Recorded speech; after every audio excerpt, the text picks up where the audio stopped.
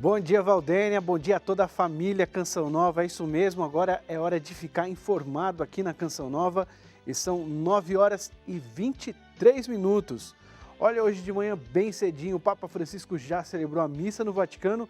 Ele afirmou na homilia que ser cristão, padre ou bispo é um dom gratuito de Deus, que não pode ser comprado e que não é cristão buscar influências para crescer na carreira eclesiástica. Bom, janeiro começa com muitas contas para pagar, né?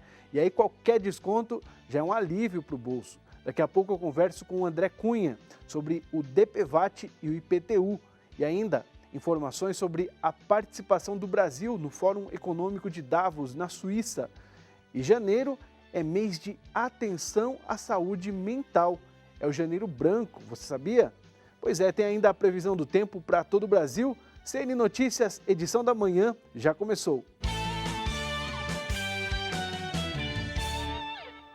Hoje o Papa Francisco presidiu a missa na capela da Casa Santa Marta, no Vaticano. Na homilia destacou que não se paga para se tornar cristão. Durante a reflexão na missa, Papa Francisco afirmou que não é cristão buscar influências para crescer na carreira eclesiástica e recordou a gratuidade da eleição de Deus e o chamado para preservá-la com a nossa fidelidade. Acrescentou que a santidade consiste justamente em custodiar este dom recebido gratuitamente e não por nossos méritos. O Santo Padre considerou que todos somos ungidos pela eleição do Senhor. Devemos custodiar essa unção que nos fez cristãos, nos fez sacerdotes, nos fez bispos. Esta é a santidade, afirmou, recordando-se da história de Davi. Que esquecer o povo de Deus é renegar o dom de Deus. Isso é como dizer ao Espírito Santo: vai tranquilo na Trindade, repousado, que eu consigo sozinho. Isso não é ser cristão. Isso não é custodiar o dom.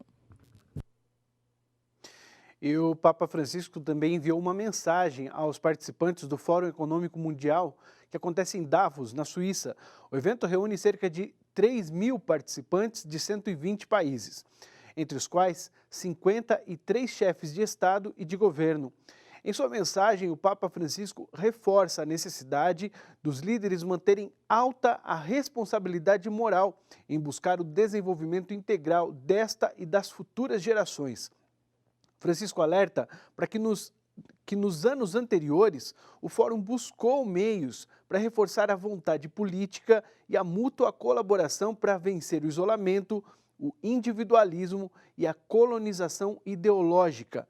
Em relação à sustentabilidade, que é o tema principal deste ano, o Papa Francisco recorda que somos todos membros de uma única família humana. Portanto, temos o dever moral de cuidar uns dos outros. O representante do Papa nesse evento é o cardeal africano Peter Turkson, responsável pelo Departamento do Serviço de Desenvolvimento Humano Integral do Vaticano. E o Fórum de Davos segue até sexta-feira. O ministro da Economia, Paulo Guedes, é o representante do governo brasileiro no evento. As informações com Felipe Barcelos. Até quinta-feira, o ministro falará em painéis e terá encontros com presidentes de multinacionais. As apresentações dele se concentrarão em dois aspectos: a redução do déficit fiscal no primeiro ano de governo e o aprofundamento das reformas estruturais, que, segundo ele, ajudarão na recuperação da economia e na geração de empregos. Ou seja, a missão será mostrar que o Brasil está com uma nova cara em 2020. Sem o presidente Jair Bolsonaro, que cancelou a ida ao fórum, Paulo Guedes será a principal autoridade brasileira na Suíça. O encontro reúne líderes mundiais e chefes das maiores empresas do mundo para discutir o aquecimento da economia global. Os compromissos oficiais vão até quinta-feira. De Brasília, Felipe Barcelos para o Canção Nova Notícias.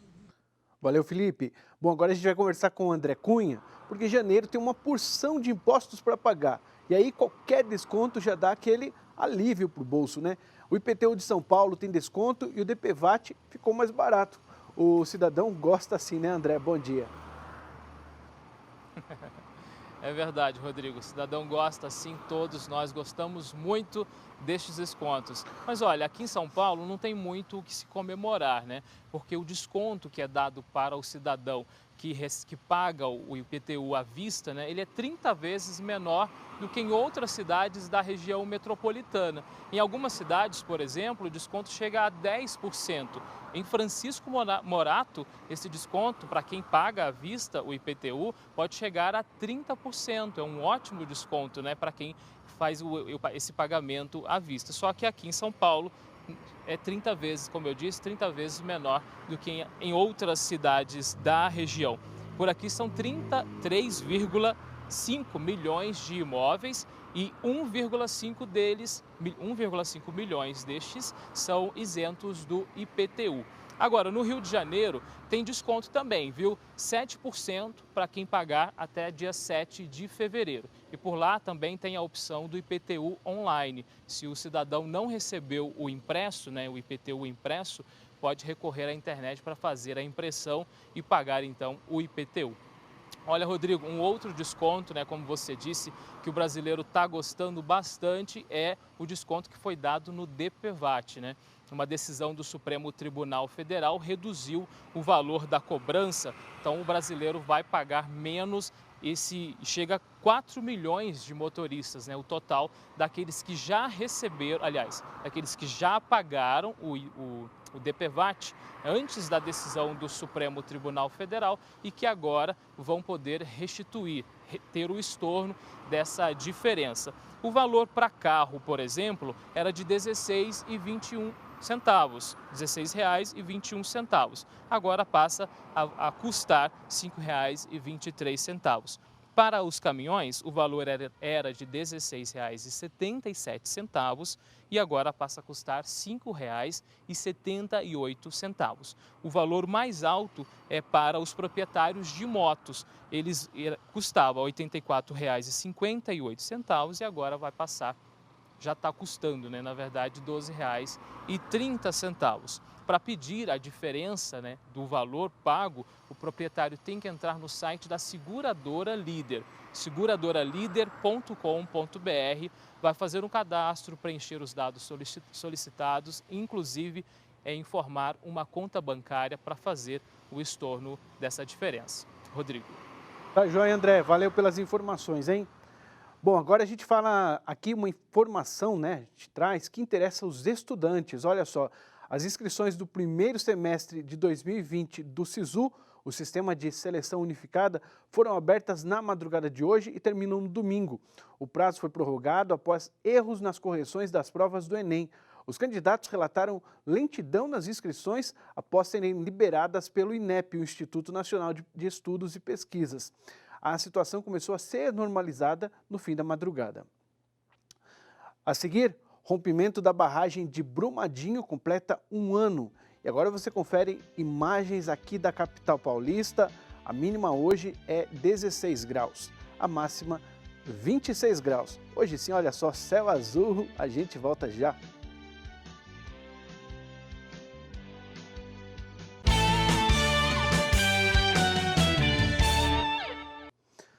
Estamos de volta agora para falar com a Monize Amorim, lá em Belo Horizonte, porque no próximo sábado o rompimento da barragem da Vale em Brumadinho completa 1 ano, aquele episódio triste, dramático, né?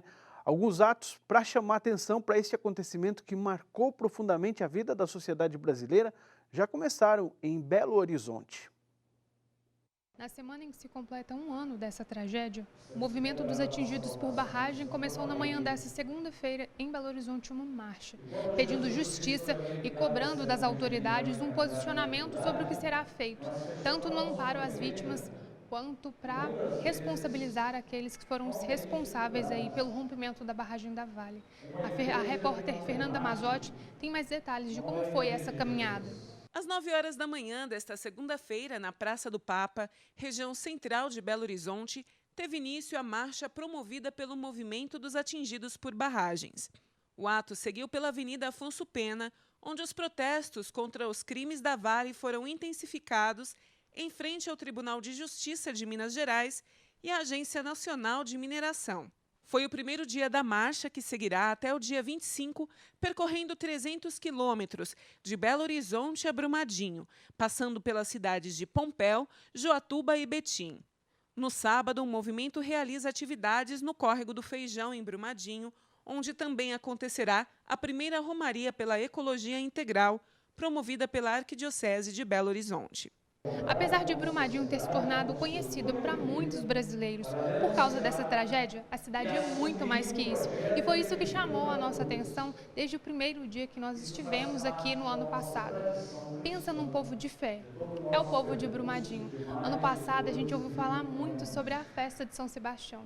Por isso a nossa equipe veio até aqui ver um pouquinho sobre como foi essa festa. E a gente conversou com o padre René Lopes, que é o pároco aqui da matriz de São Sebastião, sobre quem foi esse santo. São Sebastião, ele foi um soldado romano, trabalhou no exército do Império e teve a sua vida transformada ao conhecer Jesus Cristo, ao ser iniciado na fé pelo catecumenato e assim deixando o exército do imperador para se tornar um soldado de Cristo.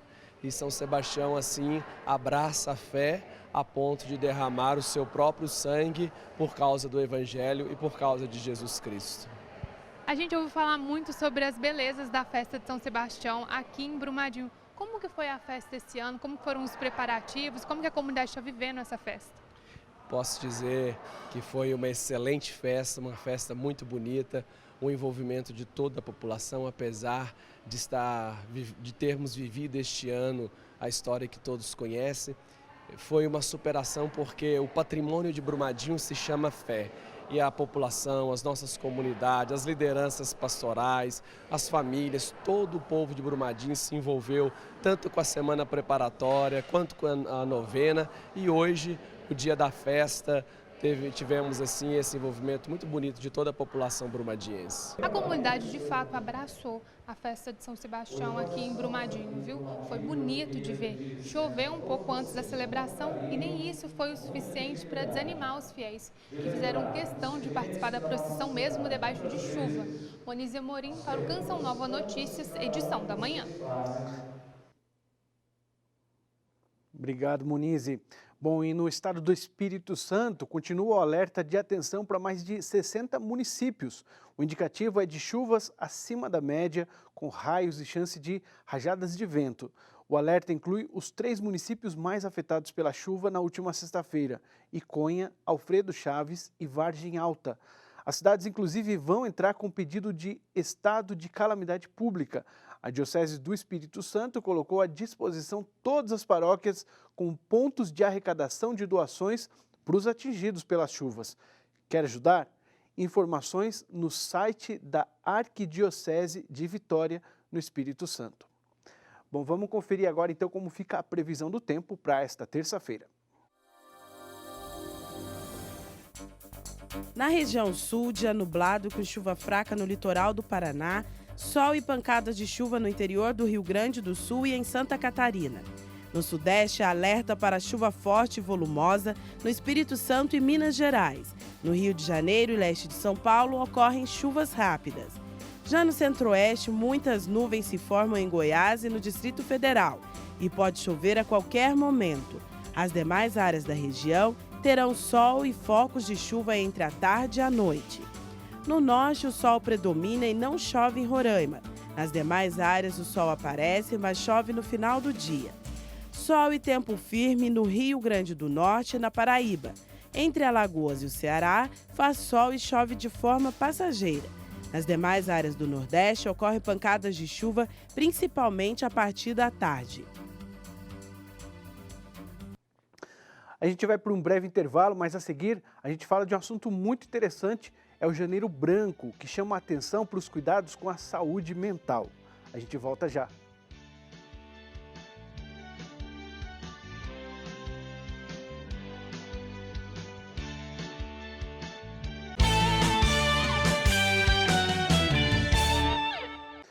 Agora a gente acompanha o que é notícia pelo mundo, algumas notícias estrangeiras desta terça-feira.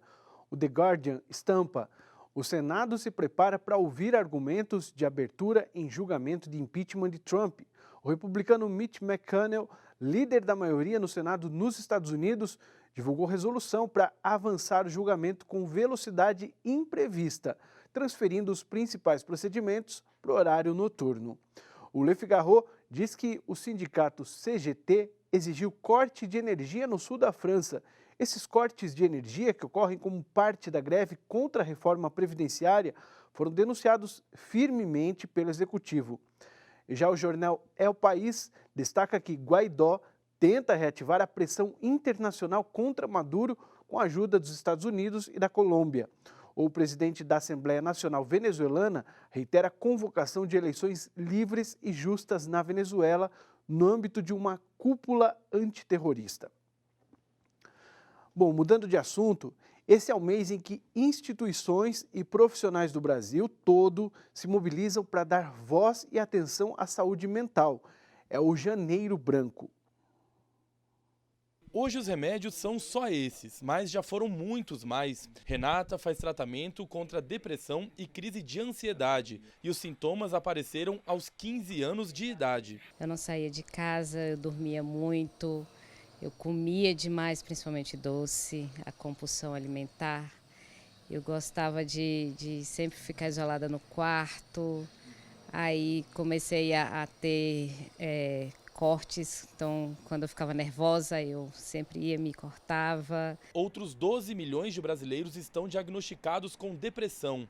É a maior taxa da América Latina. Quanto ao transtorno de ansiedade, o Brasil é recordista mundial, com mais de 9% da população com esse distúrbio. E para colocar em evidência na sociedade os temas da saúde mental, a campanha Janeiro Branco foi criada e promove ações em diversas regiões do Brasil neste começo de ano. No Distrito Federal, na região de Sobradinho, a campanha foi lançada e vai promover uma caminhada de conscientização, além de oferecer ajuda especializada. Vai ter a caminhada no dia 25 aqui na administração até a Feira Modelo. Lá nós vamos fazer um evento de abordagens, onde terão inclusive psicólogas da área psicossocial e da área de orientação da saúde mental. A campanha ser realizada em janeiro não é à toa. O termo Janeiro Branco está relacionado justamente com a folha em branco. Por que folha em branco? Porque no início do ano, no mês de janeiro, as pessoas começam a fazer o planejamento de vida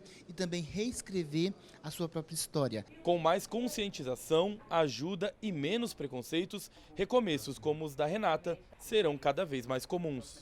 Depois que eu procurei ajuda mesmo, eu vejo assim como eu mudei. Eu estou vivendo realmente, né? Bom, assim a gente encerra esta edição do Canção Nova Notícias, edição da manhã. Continue na companhia da Canção Nova. Até amanhã.